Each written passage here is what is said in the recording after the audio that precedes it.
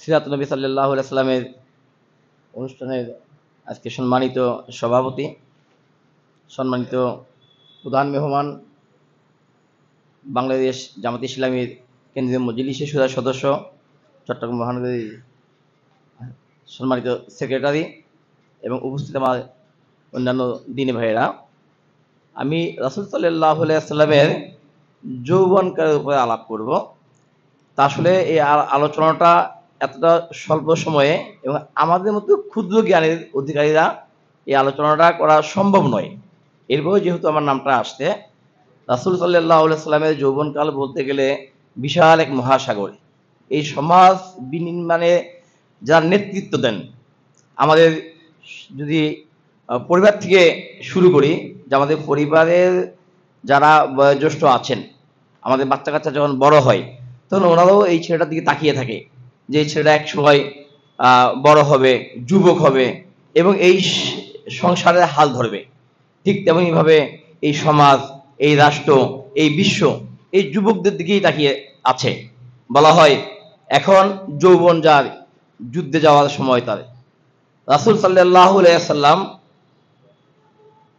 যখন শৈশব থেকে কৈশোর পার হয়ে যুবক বয়সে উত্তীর্ণ হয়, যুবক বয়সের সংজ্ঞা হচ্ছে 1998 সালে বিশ্ব স্বাস্থ্য সংস্থা থেকে একটি যুবকদের বয়স নির্ধারণ করা হয় যে 15 থেকে 40 বছর বয়সের যারা বয়সে আছেন এনারাই যুবক। রাসূল সাল্লাল্লাহু আলাইহি সাল্লাম সেই 15 বছর বয়সের পর থেকে 40 বছর বয়স অর্থাৎ নবুয়ত প্রাপ্ত হওয়ার আগ পর্যন্ত উনি এই সমাজকে বিনির্মাণ করার জন্য ভিতরে ভিতরে একটি স্বপ্ন লালন করতেন। এই সমাজে আইয়ামে জাহেলিয়াতের ওই যুগে, মধ্য যুগে যে বর্বর আচার চলতো, কথায় কথায় যুদ্ধ বিগ্রহ, মারামারি, কাটাকাটি, রাহাজানি, এই সমস্ত দেখে ওনার এই যুবকের মনটা বড়ই ব্যথিত হয়ে যেত যে কথায় কথায় যুদ্ধ, সামান্য জিনিসের জন্য বছরের পর বছর যুদ্ধ লেগে থাকতো। রাসূল সাল্লাল্লাহু আলাইহি সাল্লামের বয়স যখন মাত্র 18, সেই সময় হিলফুল ফুজুল নামক একটি সংগঠনের মাধ্যমে উনি সমাজ সেবার কাজ, যুদ্ধ বিগ্রহ বন্ধের কাজ, সমাজ উন্নয়নের কাজ, যুবকদের নৈতিক চরিত্র উন্নয়ন করার জন্য তখন থেকে উনি সচেষ্ট হয়ে যান। রাসূল সাল্লাল্লাহু আলাইহি সাল্লামের অক্লান্ত পরিশ্রমে ওই সময়ে, যে সময়ে মধ্যযুগ বলা হয়, বর্বর যুগ বলা হয়, আমাদের এই সময়ে, আমাদের এই সভ্য সময়েও যুবকরা যত পাপাচার, যত ব্যভিচার, যত অন্যায় অবিচার, জুয়া, মদ, নারী, সমাজের সমস্ত খারাপ কাজগুলা এই যুবকদের মাধ্যমে সংগঠিত হয়ে থাকে। পাপাচারের বেশি সিংহভাগ এই যুবকদের মাধ্যমে সংগঠিত হয়ে থাকে।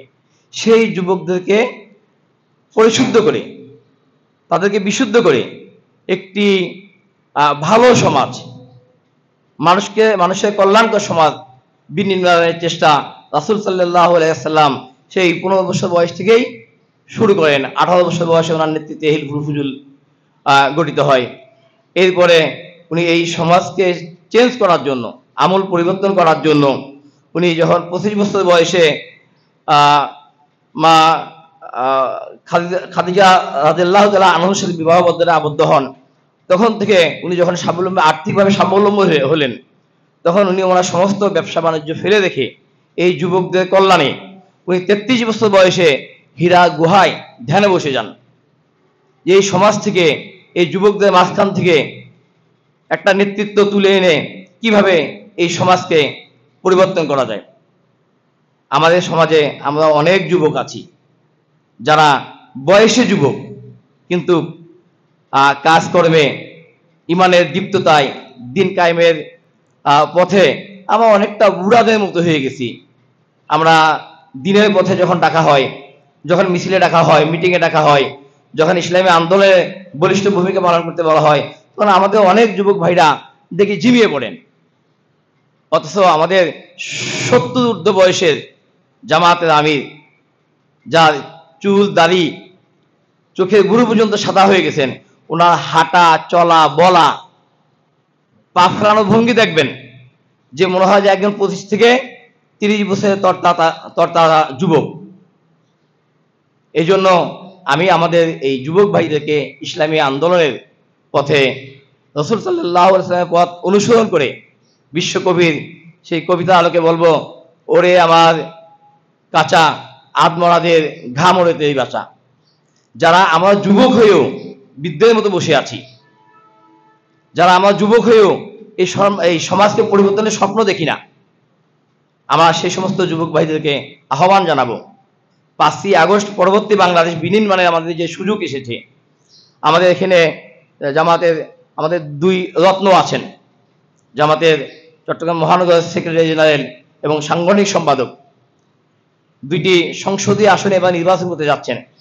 আমরা এই যুবকরা সারা বিশ্বে 4 ভাগের 1 ভাগ যুবক, বাংলাদেশে 3 ভাগের 1 ভাগ যুবক, অর্থাৎ 100 জন মানুষ থাকলে সেখানে আমরা প্রায় 33% যুবক আছি।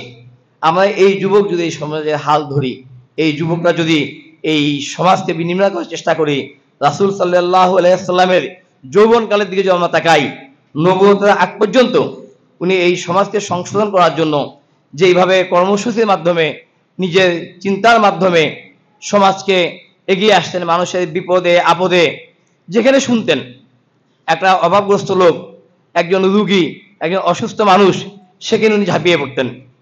ওনার এই নবুয়ত প্রাপ্ত আগ পর্যন্ত ওনার যে পদগুলো আছে আল আমিন, এই আল আমিন উপাধিটা ওনার নবুয়তের আগের, অর্থাৎ রাসূল সাল্লাল্লাহু আলাইহি ওয়াসাল্লাম যুবক বয়সে যে আমানতদারিতা পেয়েছিলেন, যে আমানতের মাধ্যমে এই সমাজের আস্থা অর্জন করেছিলেন এবং নবুয়ত প্রাপ্ত পরে ওনার নবুয়তের আগের জীবনে যে সমস্ত আস্থা অর্জন করেছিলেন, সে আস্থাকে পুঁজি করে নবুয়তের পরে উনি এই সমাজকে বিনির্মাণ করার জন্য, এই মধ্যযুগীয় সমাজকে পাল্টিয়ে দেওয়ার জন্য রাসূল সাল্লাল্লাহু আলাইহি ওয়াসাল্লাম যেইভাবে কাজ করেছেন, আমাদের যুবক ভাইদের প্রতি আমরা সে আহ্বান জানাবো।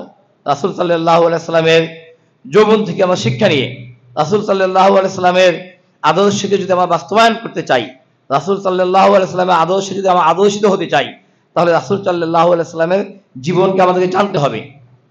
আমরা আমাদের সিলেবাসে ইবনে হিশাম রাসূল সাল্লাল্লাহু আলাইহি ওয়াসাল্লামের একটি জীবনী গ্রন্থ যদি আমরা অধ্যয়ন করি, রাসূল সাল্লাল্লাহু আলাইহি ওয়াসাল্লামের পুরো জীবনটাকে আমরা জানতে পারবো।